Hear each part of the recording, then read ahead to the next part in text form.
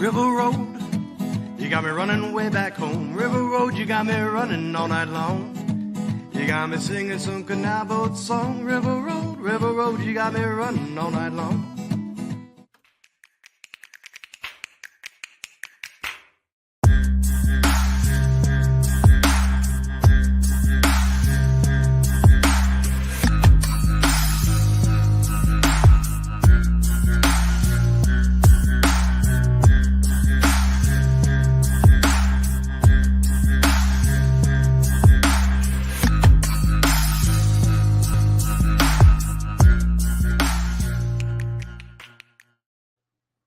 Oh, yeah. Welcome, guys, to another episode of Niner Nuts. I am Dan, here along with Mr. Jimmy B and Eric. The whole gang is here on this episode. How are we doing, gentlemen?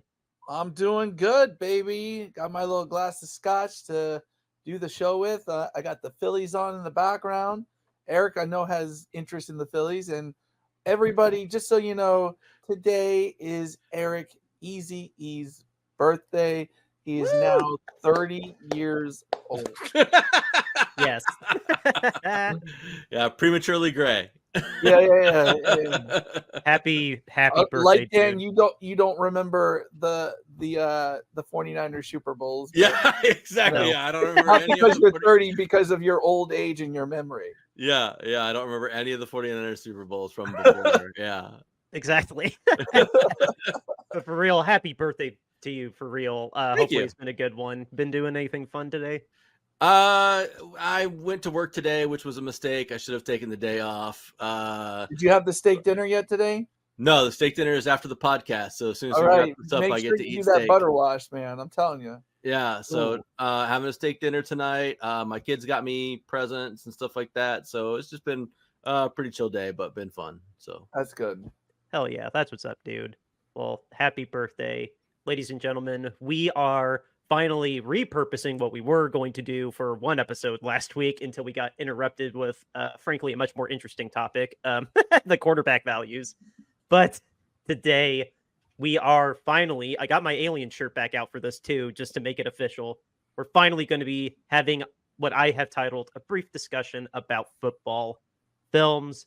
I have that same list up just in case we need to jog our memories for any reason whatsoever. But I thought it'd be fun today to spend, 45 minutes or so, however long we go, talking about favorite football films, why we like football films, maybe even some bad ones, because I definitely threw shade to one 2 weeks ago when we tried to talk about this before. But yeah, really just celebrating just football films, not just sports films in general. We don't have time to cover all the genre, but football specifically. So yeah, I mean, I'll just open the floor to you guys. Which football films really stand out to you? Like, obviously, they all have. You really have to ask me which one stands out. They all follow the same tropes and all that for sure. Like, just to cover that. Yes, of course, we're not going to just rehash all that, but I guess the personal reasons, the nitty gritty why, James, sure, let's start with you because it may not be obvious to some people which one might be yours. Come on, the story of Vince Papale, the fan that becomes an Eagles player and, just changed the rule on the muffs in football because that was a muff and he returned it for a touchdown. Like that, I think that actually changed the rule where you couldn't return a muff anymore. You had to actually had to be a fumble. Like there's the whole movie about it, like leading up to that. Like it's just, I mean, I'm an Eagles fan. It speaks to me, the trash on the Giants fan in the movie. Like I just want, if there's a team that we can ultimately talk trash on, it's the Giants because we own them. Like we have a winning record against them. Like they can't stop Boston Scott. Like it's just like that's the epitome of like a Philadelphia movie. It's about, an underdog, who's a hard worker, hard on his luck, being a part-time bartender and a part-time substitute teacher. His wife leaves him like a country song. And, it's just a wonderful Spirit of Philadelphia type movie. It captures the time that the time period that was going on, like the strikes that were going on in the steel mill at that time. That is historic. That was what was going on at the time. And just, I love what's his name's portrayal of Dick Vermeil.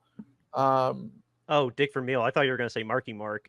Dick No, Vermeil was played by Greg Kinnear.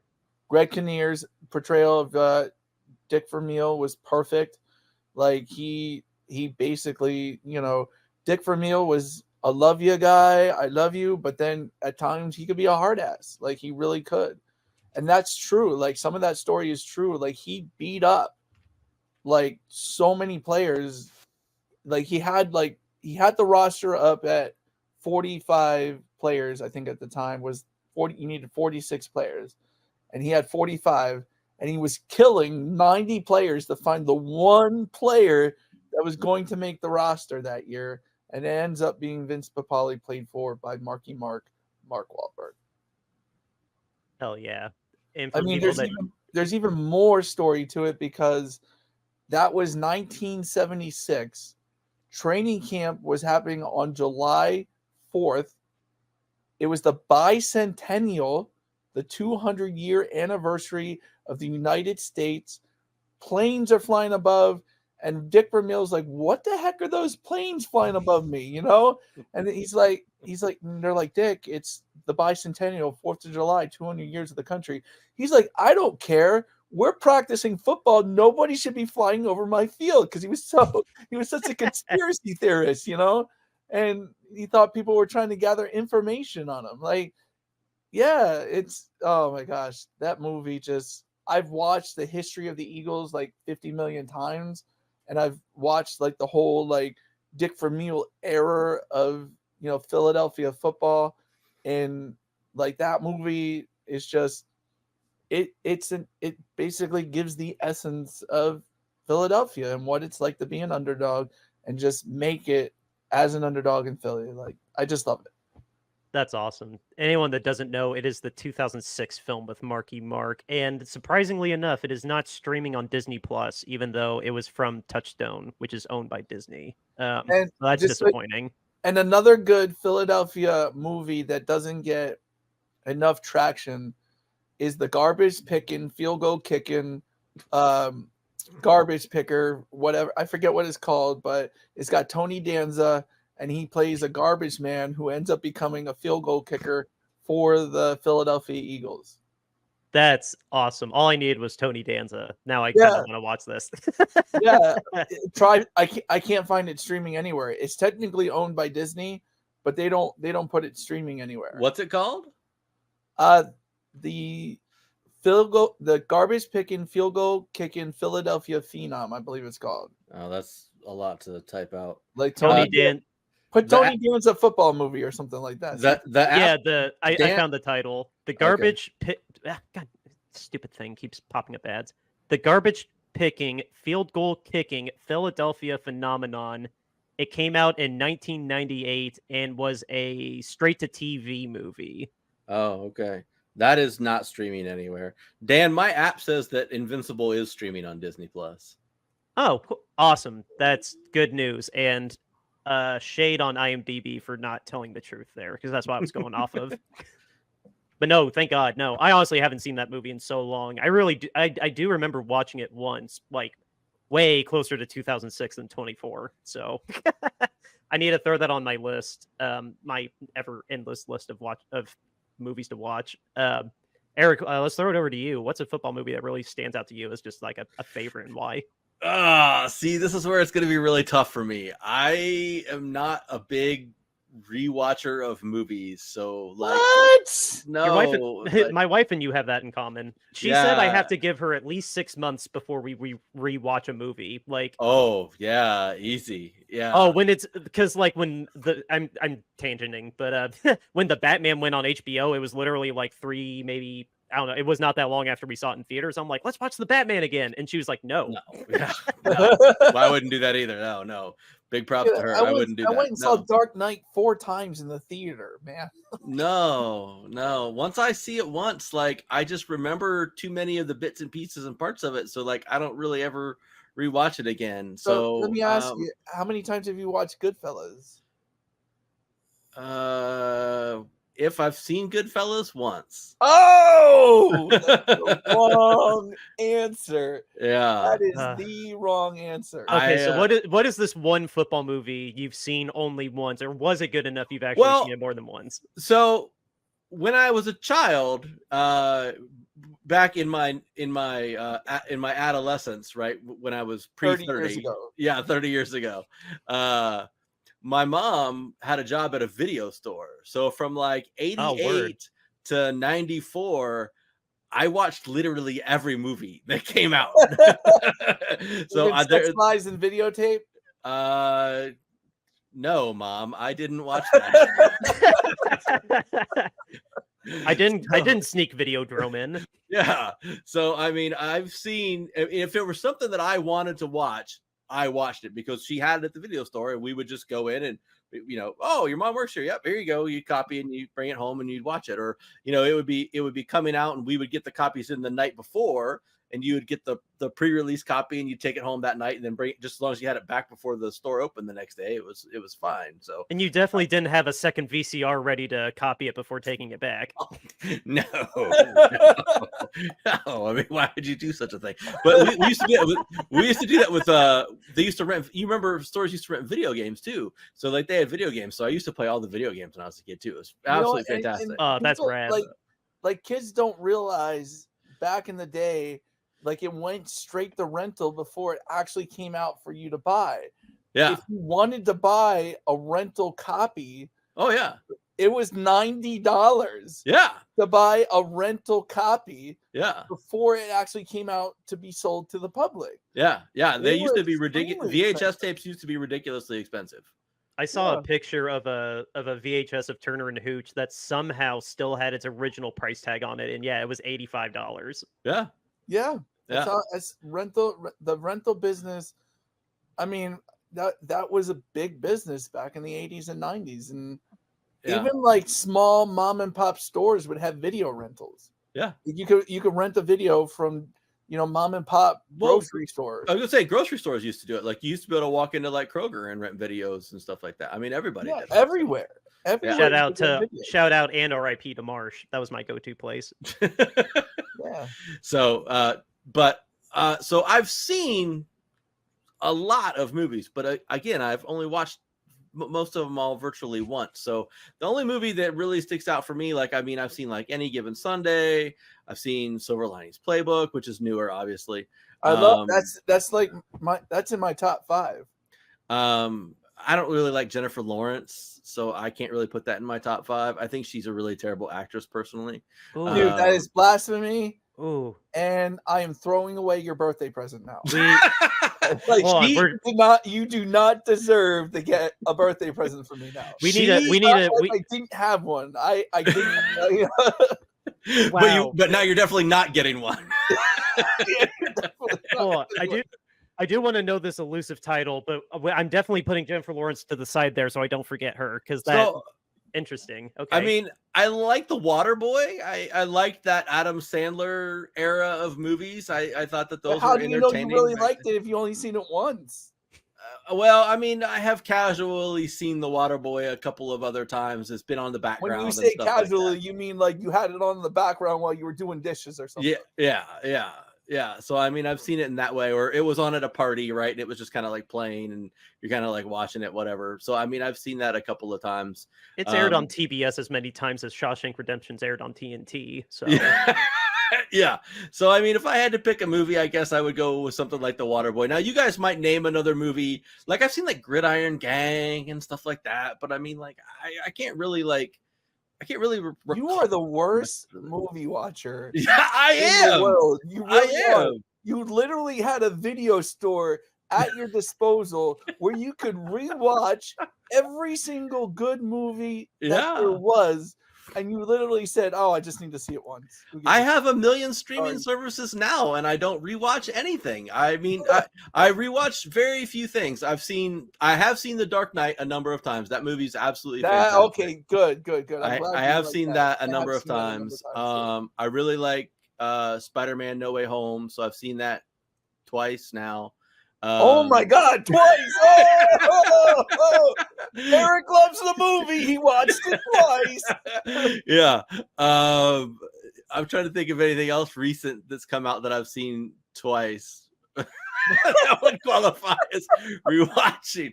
But yeah, so I mean, like, I just don't I don't rewatch a lot of stuff because, like I said, like as soon as the movie starts going, like I remember all the key bits and all the key pieces and all the key parts, and then I'm kind of just like any of the surprises or any of the big gotchas or whatever. I'm always just like, yeah, all right, I've seen that. I know you didn't rewatch Beau is Afraid because we had a fun discussion for like an hour after I saw it. Now, Eric, I did not rewatch Beau is Afraid. That was 3.5 hours of my life I'll never get back. That movie was Eric, so terrible. You've seen every movie known to man, right? That's what you're saying? I wouldn't say that I've seen every movie known to man, but I've seen a whole lot of movies, especially from the late 80s to mid 90s. Have you seen Fifth Element? Yeah. Have you seen Armageddon? Yeah. Aren't they the same movie? They're very similar. Yeah, yes. Thank you, Eric. Yeah. Thank you, Eric. For everybody who hates me for saying that Fifth Element and Armageddon are the same movie, we have a guy who watched it one time each and says they have a lot of similarities. See, I thought you were going to say Deep Impact and that whole thing because they both came out in the same year, that and Armageddon. No. So Fifth Element and Armageddon are where a hurling rock is coming towards Earth, and Bruce Willis is the one who saves us with the power of true love. Yeah. Same movie. Yeah. When you boil it down like that deep, yeah. I think it's a little different on some basically they superficial said things. Although Armageddon has the better rock ballad. Oh yeah, definitely. Armageddon also said Fifth Element was such a great movie. Let's make it again with Armageddon. That's what they did. No one eats animal crackers out of a belly button in Fifth Element, if I remember correctly, too. Yeah. Oh my God, that's so funny. All right, Dan, your turn. Pull it back. Yeah. I just don't forget my Jennifer Lawrence tangent either.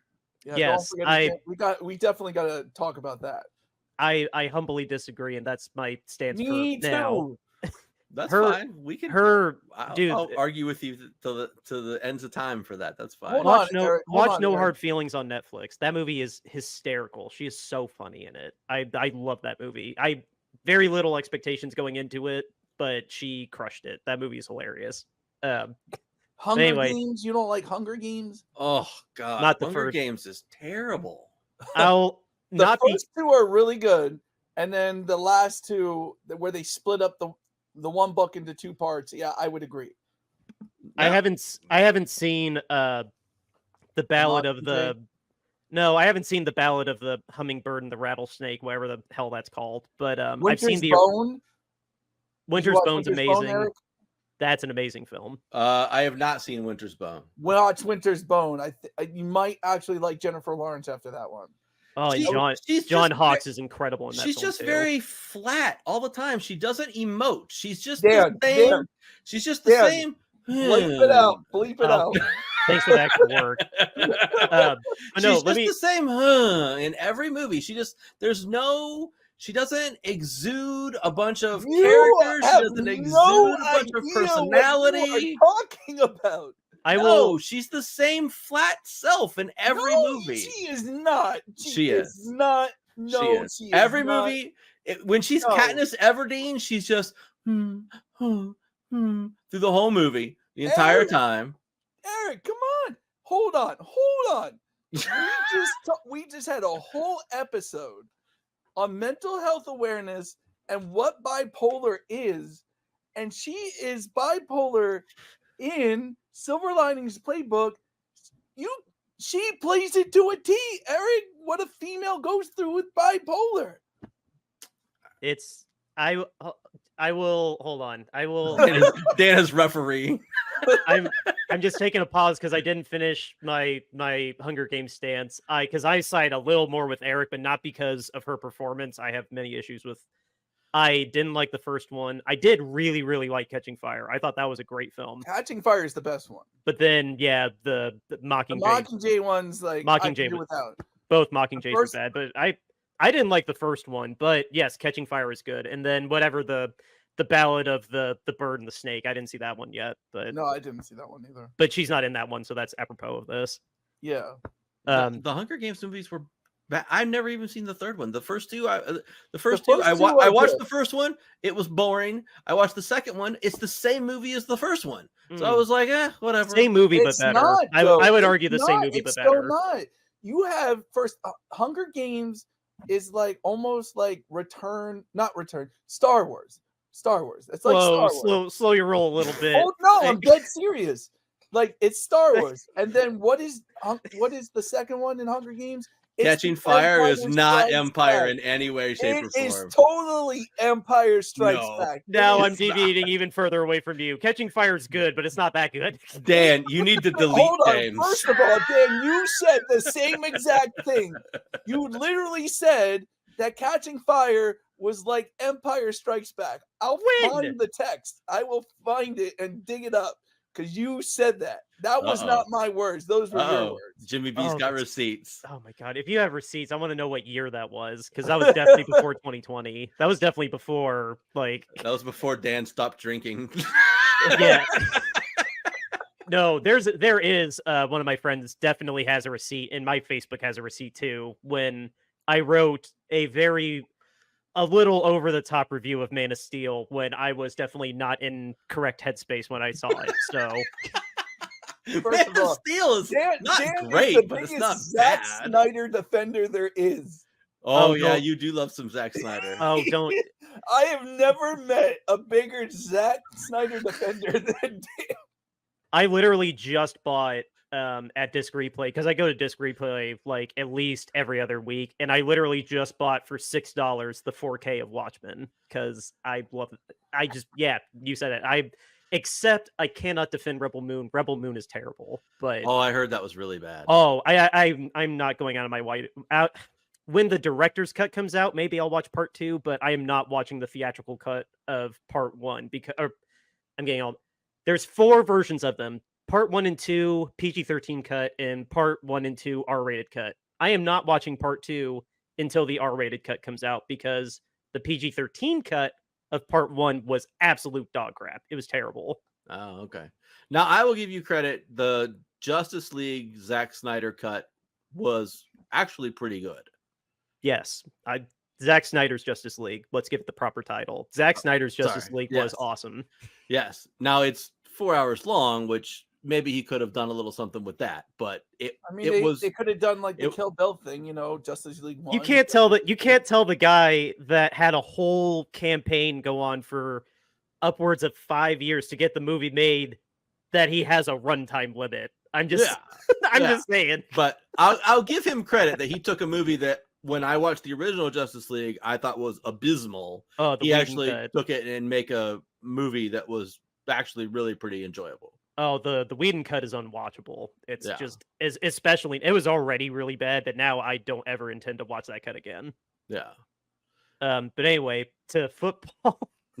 Reeling this back into Does football. Zack Snyder make a football movie? Oh my god, that would be the most. Zack Snyder made a football movie. It would. Cyborg was a football player in Justice League. Oh yeah, that's true. There you go. I was gonna say does that make Justice League? Does that make Justice League a football movie now? Because if so, I've seen that.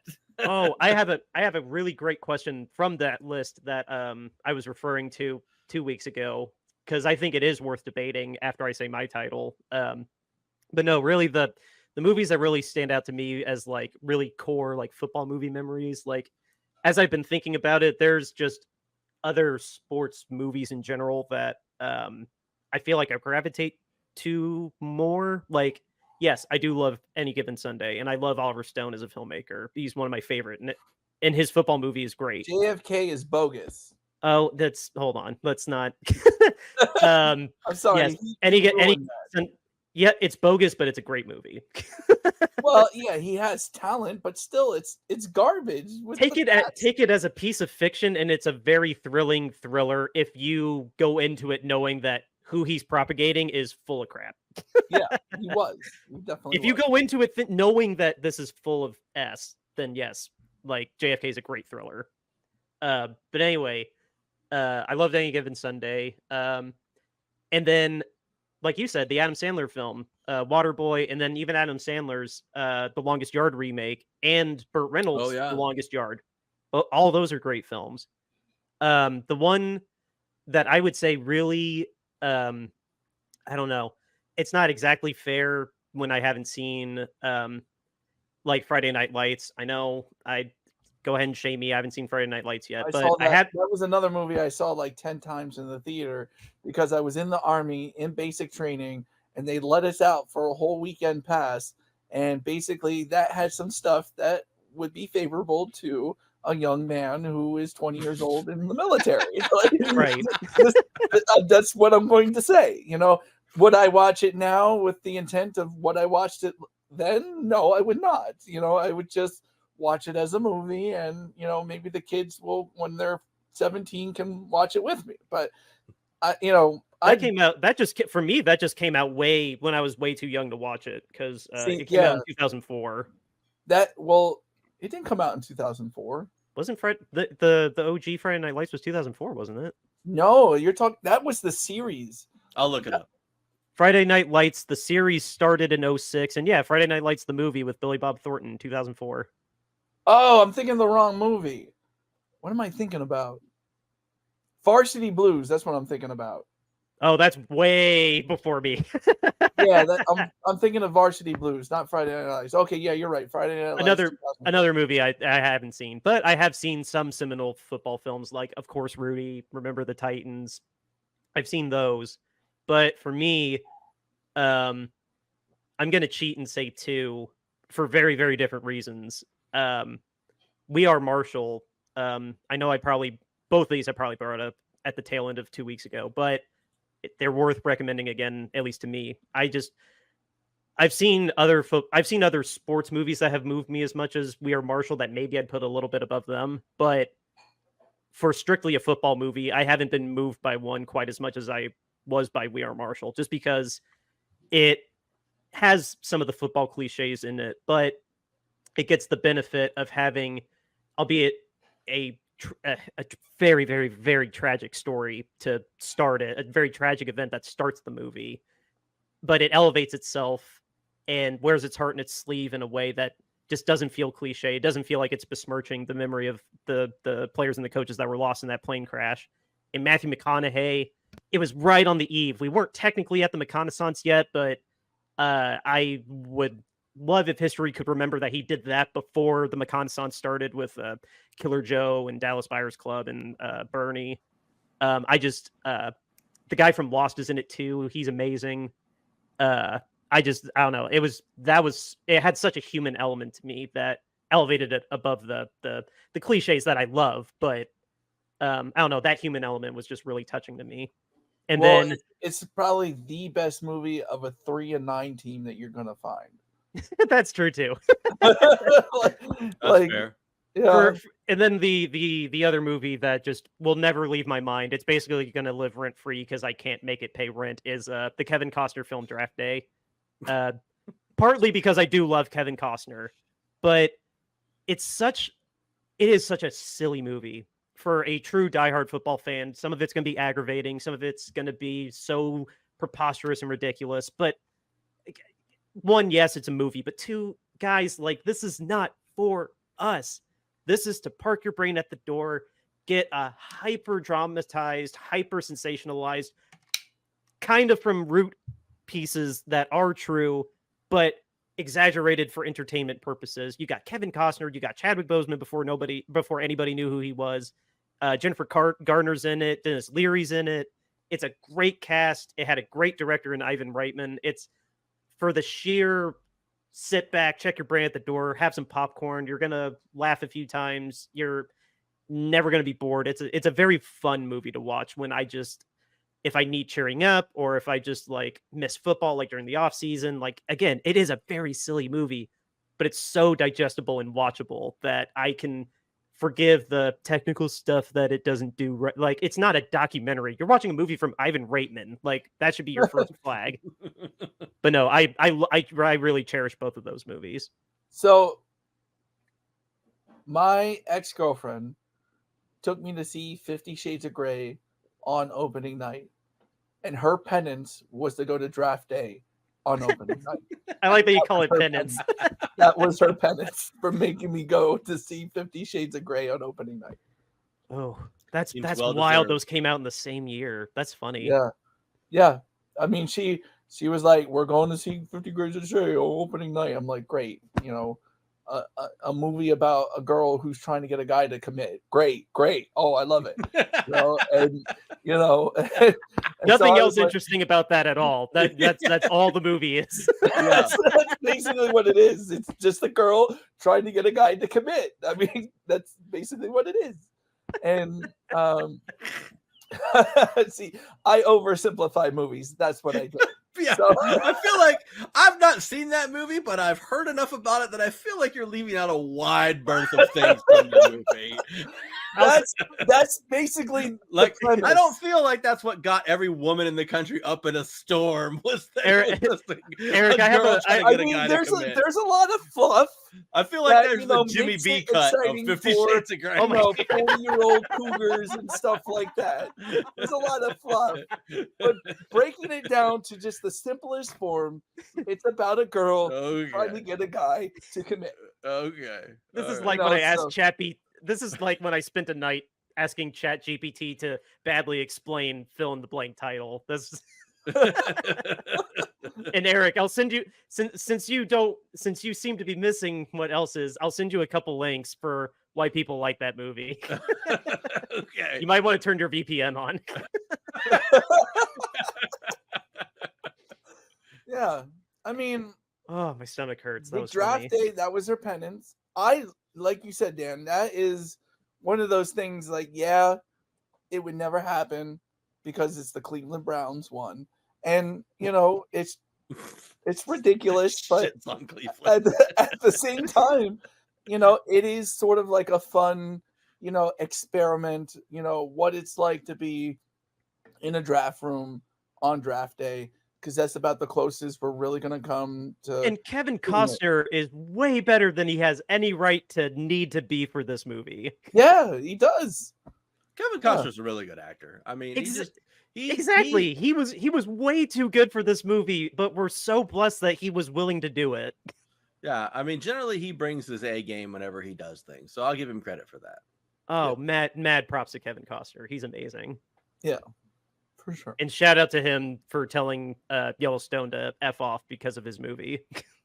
If you All guys right, haven't now shall we go on with the Jennifer Lawrence tangent now? Is there more to add to it? Like, no, well, hold on. No. I don't want to lose this question, and we're getting I don't want to lose this before we get really time crunched. I'm looking at the list, and I'll whatever. I didn't give him credit last time. It's an Entertainment Weekly list, and I want to know what you guys think for their number one choice for best football movie, because I think this is just worth debating, because it would not. I was never going to predict this would be number one. Maybe in the top 25, but not number one. It's literally 1996's Jerry Maguire. How do we feel about that being the number one football movie? I mean, I don't really think it's a football movie. I mean it's exactly. It's about an age. It's about an age, and it's not about strictly what's on the football field. Exactly. I mean, it's not the typical football movie, but I would say that it is a football movie, being as one of the main characters' primary job is to be an NFL receiver, and his relationship with his agent to become the best NFL wide receiver in the league. Like, that's sort of like, I would say it is a football movie, because it's not like it's a backdrop to something. It actually is a main part of the movie, that Rod Tidwell's journey from being like a loudmouth, one trick, one wide receiver, to somebody who actually makes this journey because of the relationship that he has with his agent, to becoming the best wide receiver in the NFL, to where he gets show me the money. That's the journey that it goes on. And so you can't just exclude it as a football movie. Now, is it number one? Oh, not at all. No, that's not what I was suggesting. Like, is it number one?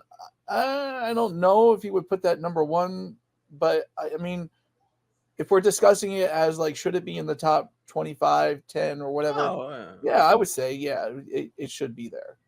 Yeah, I mean, Cameron Crowe killed it with that movie, and Tom Cruise was just on another level in the '90s. Cuba, did he get his Oscar for Jerry Maguire? I think he did. He might have.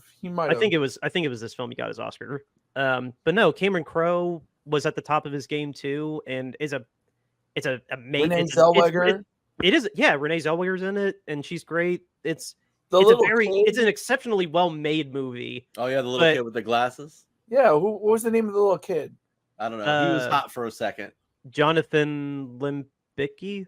Yeah, Lipnicki. Yeah, from the kid from that what was that vampire movie he was in? Was he in Lost Boys? Did you know bees and dogs No, I don't can think he's in smell Lost fear?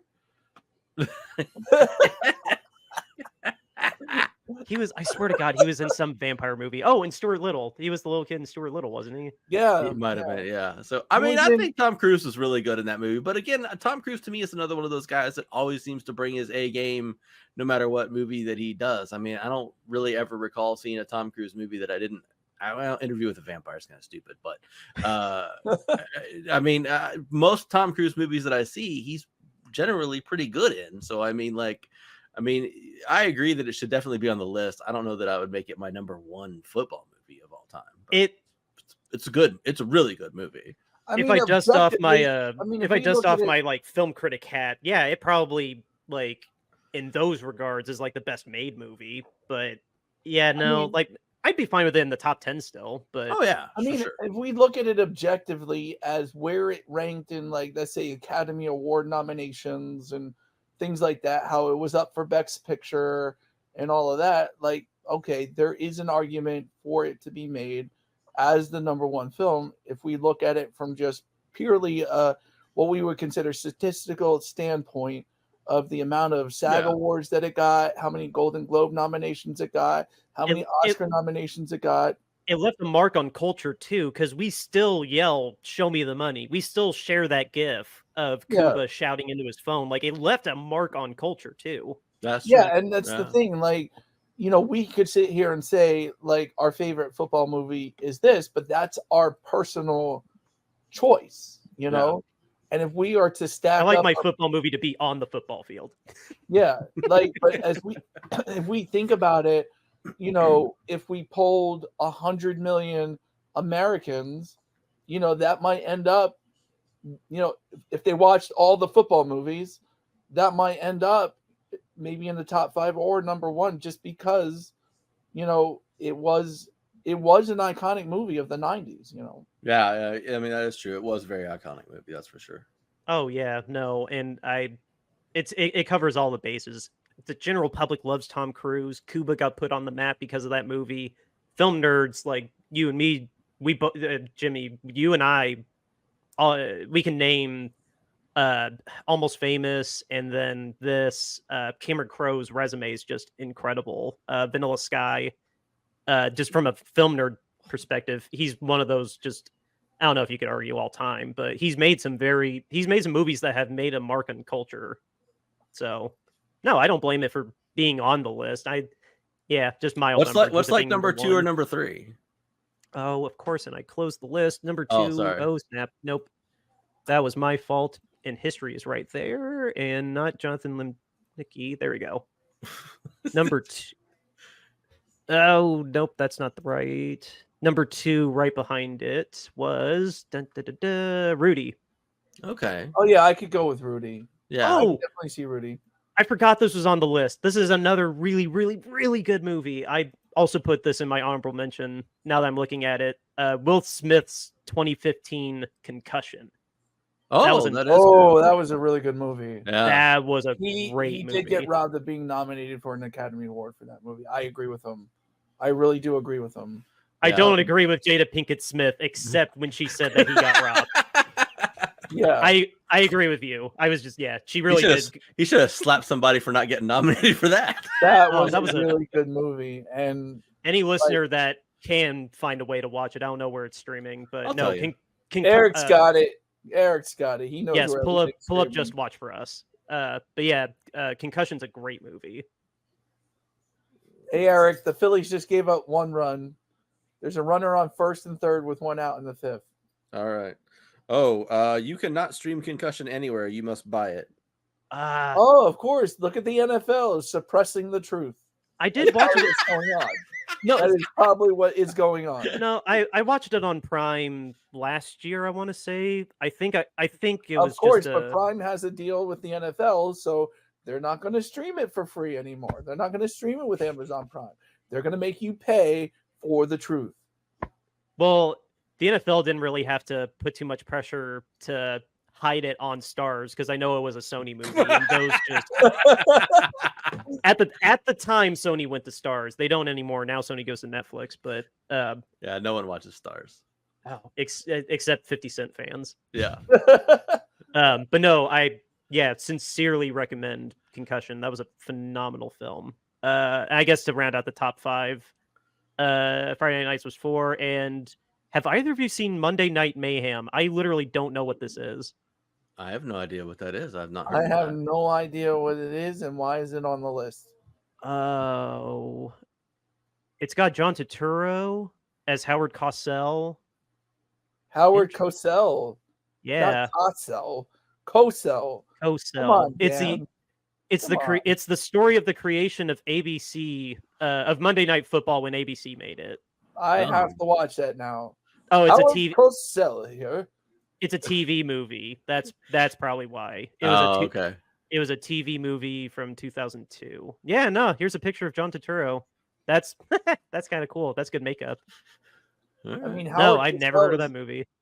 I mean, he's a legend. Like a movie with, where Howard Cosell is a character in it, like he was in Ali. Like, I mean, Yeah. he's legendary. He's iconic, and I can still hear his voice. I know. I mean, I never. I Get Just wasn't Watch old enough- get Just Watch back up and see if Monday Night Mayhem is streaming. Okay. Yeah, Yeah, Monday I'm gonna Night have to watch Mayhem that now. 2002. Because that I would love to put on my watch list too, if it is streaming. And I think after that, I don't know. I don't really have any other.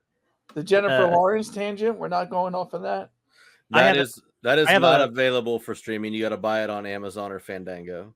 Oh, how much does it cost on Amazon? It can't cost more than like $5. Oddly $7.19. Oh, that's a weird price. That's Prime Day. That's why. Oh, did we? Oh, I thought we all froze. No, July 19th is Prime Day. That's why. Oh, okay. The Phillies just gave up another run. It's now 4-0 Tigers. Oh, see, Dude, might put up inside the park. Oh no, he just got a triple. No, we have to save Jennifer Lawrence. We are pushing a little bit of time with what we do Let's in the save it outro. for Thursday show. Yes, unless Brandon has a contract. I The got only birthday steak to eat. Yes. Make sure you put a butter wash on it, Eric. Okay. The only Get thing some that butter and just go over that steak with it. I'll just put a pin in this with saying, "Don't watch The Blind Side. It sucks." Oh, that movie. The more that comes out about the movie, like that is so awful what they did to that kid. Okay, earmuffs. It was already a shitty movie, and now there's been nothing but bad press in the last 3 years about that movie, especially with Michael Orr suing that family. So yeah, I call it delayed gratification for this retribution for how awful that movie actually is. Yeah, and it's no shade to Sandra Bullock. I do like Sandra Bullock. She should not have gotten an Oscar for that movie. I think she should have. I would counter that point, but I understand now her feelings about portraying that woman and what she won an Oscar for and how that was. I really feel for Sandra Bullock because that is what sort of. I mean, even thinking about it, she wins the Oscar for that movie. 2 months later, in the speech, she talks about how her husband is her rock, and 2 months later, she finds out he's cheating on her. There's just that movie has so much bad aura around it. It's just nobody should ever watch that movie. if they ever want good luck, because Can Yeah. Napoleon Dynamite be a football movie because it's got Uncle Rico in it? If so, that's way high on the chart for me. I Oh my know, God. I know. I used to show the boys that I used to take care of at the residential treatment center. I used to show that they used to crack up every single time when they watch that movie, especially when he does the bike ramp. Yeah. They will I'll crack up. allow it. That's one of the few movies my wife and I have no timetable for rewatching. If we feel like watching it, like, excuse me, no questions, it'll come on. Like, we both love that movie too. I have seen that movie a sick number of times because I was on a bus trip to Michigan, to northern Michigan one time, and that I'm was sorry. like the only movie that we brought on the bus trip. So we just Oh, watched Jesus. it on repeat over and over and over. So I've seen that movie like a legit 15 times. Dude, that movie's like barely 90 minutes long too. Yeah, I mean, it was just on nonstop repeat on the bus. I mean, we just watched it over and over and over again. But I Have mean, you ever it's seen? Have you ever so seen? hilarious. What's his name? Minshew. He dressed up like Uncle Rico. Yeah. One year for Halloween. Yeah. God bless Minshew. That photo shoot he just did, by the way, that went viral was amazing with the I Raiders. didn't see that. You're gonna have to send me the link to that. Oh, I'll send a photo in the group chat. Oh yeah, I haven't seen it either. Oh my God, you guys are gonna get a kick. I'll send it after we wrap here. Which, All right. speaking of wrapping, we are pushing our time, so time to give a little shout out to our ongoing sponsorship with Royal Retros. What is Royal Retros? It is your go-to place to get yourself an authentic throwback jersey. Yes, we are all football fans, but if you are a fan of any other team in baseball, hockey, soccer, basketball, they got you covered. But for us Niners fans, check out their candlestick collection. It's curated with the Bay Area in mind. And when you find something that you like, use the promo code Shady Sports, and that'll get you 10% off of your entire order. Again, promo code Shady Sports gets you 10% off of your entire order at royalretros.com. It helps us out. It helps Shady Sports Network out. Shout out to Sam. Last time, promo code Shady Sports for 10% off of your order at royalretros.com. Go get yourself an authentic throwback jersey today. James, let the people know about our charity. So, guys, a couple months ago, we had Mountain Care Comprehensive Care. Oh, I'm sorry, I'm butchering the name. We had a Kentucky Crisis Center on our show that we are raising money for. Why we are raising money for this Kentucky Crisis Center? Well, the Houston Texans minority owner was charged with very serious sexual crimes in Kentucky. Why are we so mad about this? Because it basically got a blurb in the news and got pushed under the rug. You never saw it on NFL Network or anything like that. Plus, Jed York, the CEO of the Niners, who is now becoming an owner, was also implicated in an insider trading scandal from a company that people were using to cheat on exams during the pandemic. Now, we understand that people do bad things and whatever, but if this had been a player, we would have heard it nonstop for at least a week. With these owners, a little blurb came out, not really reported by NFL Network because it is their owners, and it sort of got swept under the rug. Well, we don't like that. And you see the banner going down on the bottom. Owner standards are less than player standards. Hashtag owner accountability. To show you we put our money where our mouth is, we are selling these t-shirts strictly for charity, no profit to us. Here we have our statement. Owner standards are less than player standards. Hashtag owner accountability. You can get that for $22.99 at bonfire.com. Hashtag Niner Nuts Apparel. We have that in different colors and different styles. Our next t-shirt is our podcast logo art. You can find that wherever you watch us on YouTube, or you go to our podcast on Spotify, Apple Music, wherever you listen to us. You can get that on a t-shirt for $22.99, and we have different styles and different sizes of that as well. Next, we have our alternate Niner Nuts logo. This I have very good quality, $22.99 gets you that in a t-shirt. We have different colors and different styles as well. And finally, how can you say no to our mascot, a peanut, sitting on the couch, eating peanuts while cheering on his San Francisco 49ers? $22.99 gets you that today. Guys, we are the type of people who fight for the little guy. And right now, the players, with the way they get treated, when they do something in the news, as opposed to an owner, is us sticking up for the little guy. We don't like that the owners get to sit in their ivory towers and get bad news about them pushed under the rug and buried without people knowing it. Look it up. Houston, Texas minority owner charged with serious sexual crimes in Kentucky, and Jed York charged with insider trading. It's a civil lawsuit, but civil. And we all know that Dan Snyder had the blackmail PowerPoint. There are 31 teams on it. It wasn't just Jed York. It wasn't just the Houston Texans minority owner. There's plenty of dirt on everybody. And Dan, just release it to us. Let the NFL burn. I, for a Don't split expect second, that. thought you were telling me to release it. No. Dan Snyder, release it. Let the NFL burn.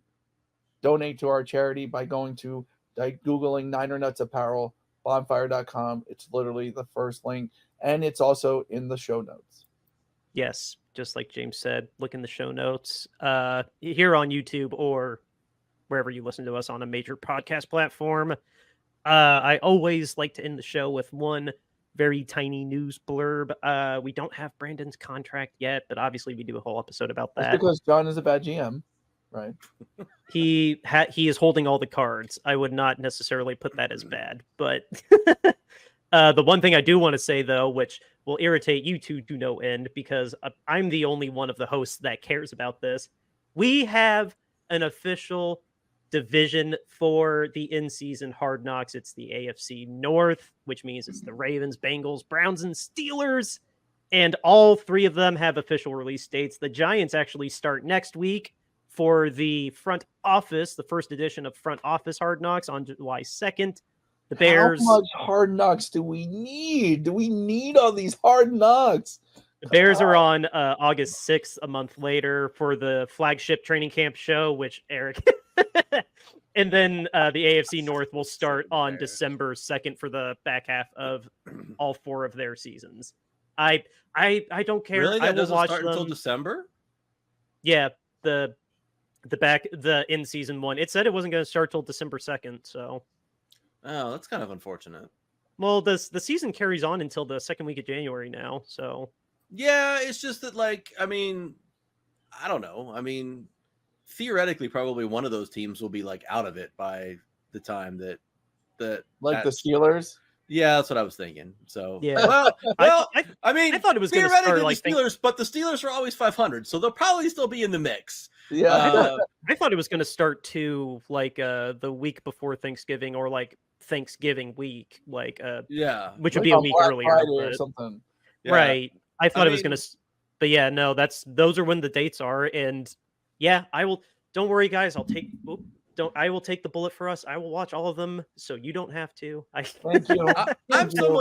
somewhat interested in the AFC North one just because I think all those teams are at least potentially interesting as far as the season goes. I think they all have potential to do something. I mean, the Steelers could either be really bad, or if by some miracle Russell Wilson has resurrected himself, the Steelers could theoretically actually be really good. So I mean, and the Bengals should be good, and the Ravens will be good, and the Browns will be a mess in some way, shape, or form. So And I mean, they'll figure out a way to make noise. That's yeah. So I mean, they'll be like all those teams will be interesting storylines, if nothing else. So I'm at least interested in the division that they chose. So that's good. I mean, thank God it's not the AFC West, and I got to watch stupid Patrick Mahomes yet again. I mean, this they want was- the NFC East. The NFC East would probably be good. If the Bears weren't already picked for the training camp, I think that's why they didn't go with the NFC North. Because honestly, yeah, I'm thrilled with the AFC North, but the NFC North would have been equally enticing to me because both of those divisions are going to be bloodbaths. That's just my prediction. I would have loved to have seen either of them, but no, No, the 'cause AFC North is perfectly good. Bears are going to suck. Mark my words. The They are. Bears are going to win 5 games at most. Everybody agree is with you, slobbing their knob all preseason. But look and at the whole Bears division. Are terrible. If And the they weren't Lions are already not picked for going to win that division, it's going to be the Packers. if they weren't already the training camp team, would this not be a great in-season division? Because the Lions, the Packers, the rebuilding Vikings, we were going to see what happens with Caleb Williams and if Eberflus gets fired. That's a really enticing case to have made that the in-season one. I think that the Packers and the Lions are interesting. I don't particularly find the Vikings to be interesting because to me they're just stupid because they let Kirk Cousins go and they drafted a guy who's going to be probably terrible at quarterback, and they've got Sam Darnold there who's already proven himself despite Jimmy B's insistence to be not great. And so they're just gonna waste Justin Jefferson for the next 4 years that they're paying him $8 billion. So, I mean, I don't really find them to be particularly interesting. And I think the Bears I will say this, way overhyped. The Vikings in the next 4 years will have one lucky year in which they win like 12 games and end up in the playoffs and then choke in the first round of the playoffs. They will have 1 year out of the 4 that they've re-signed Justin Jefferson to. Not with the current quarterbacks that they have. But that you don't understand. That's the Vikings. It doesn't matter. They somehow will have success somehow, some way. Some fluke, some fluke way. That's just their mantra. That is their mantra. They have these fluke seasons in which they actually are good for no good reason at all, other than they're lucky, and that's what's going to happen. It won't be. I'm just saying one. I'm not saying the whole total. No, I hear you. I guarantee 1 year of that Justin Jefferson contract, they are going to actually win some games and make the playoffs, but then they're going to just choke in the playoffs. I haven't spent a lot of time looking at it, but I think their roster's going in the wrong direction, to be honest. I mean, they let a lot of talent go. They let Josh Dobbs, my boy Josh Dobbs, they let him go. They let Danielle Hunter go. We'll take care of him. We'll take care of him. Yeah. I mean, they let Dalvin Cook go, which I don't know, good, bad, right, or wrong. I mean, he sucked where he went last year, but I don't know that was just a product of being on the Jets. But I would take a flyer on him. Like if our roster wasn't already fine in plenty of running backs, I would take a flyer on him just to see. But I mean, outside of Justin Jefferson, I don't really think that they have a whole lot. They've got a couple other people here and there scattered around, but I don't really see where they're going in the right direction with that roster. So I think that they're trending in the wrong direction personally. And I think that they're going to end up. I do agree. I think they're going to end up having this star wide receiver who's running around putting up. He's still going to get 1,000 yards. Don't get me wrong. You mean the guy said he was so lucky that he didn't go to Philly? Yeah, like he actually came out and said, "Oh, I'm glad I'm not in Philly." Yeah, I mean, it's going to kind of be like, it's going to end up kind of being a lot like those Larry Fitzgerald years where he was really great and just playing for terrible Cardinals teams, and you were just like, well, Fitzgerald's got 1,300 yards and 10 touchdowns. You can't stop him, but nobody else on the team can do anything. Yeah. Well, I think with that, this has been a hell of an episode. Producer Dan always wrapping things up. Someone's got to keep track of the time. We're at an hour. You have a dinner to get to. I gotta make my dinner. I gotta watch the Phillies game. They're losing right now 4-0 because I'm watching it, doing this show. I need to get to the Phillies game and concentrate on it so they win. Yes. All right. We will be back on Thursday, guys. Hopefully Brandon, but let's be real, probably not. But yeah, we'll be back on Thursday for one more episode before another bye week. We'll be back on Friday. Or yeah, sorry. We'll be back on Friday before our break, which, yes, just by coincidence, we're not off for Independence Day, but by coincidence, it was already going to be our off week anyway. But woo! We'll be back on Friday, everybody. Happy birthday, America! Happy birthday, me! Woo! Happy birthday, Eric! The guy who only can watch a movie once. Yes. We'll catch you on Friday, guys. See ya. Outro music, River Road, Justin Muth.